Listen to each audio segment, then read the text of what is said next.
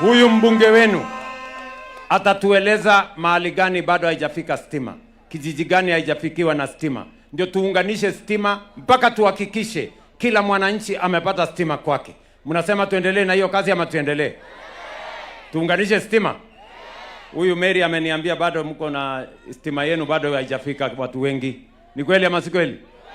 So niongeze pesa ya kuunganisha stima ndio tuondoe giza, tuongeze mwangaza, ndio shetani awache kutusumbua.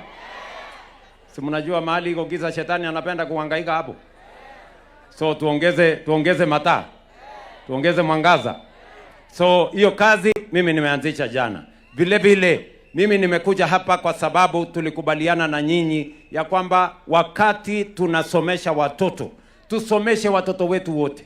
Na tusikubali mtoto hata mmoja ati kwa sababu mzazi hajiwezi abaki nyumbani. Na ndio sababu nyinyi mliniambia nipange mambo ya elimu. Kwa wale tulikuwa na shida kubwa, shida tatu ya elimu.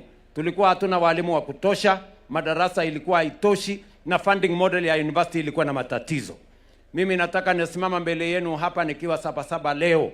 Kwa hiyo mambo ya ukosefu ya walimu, tumeajiri walimu 1,100 katika taifa letu la Kenya.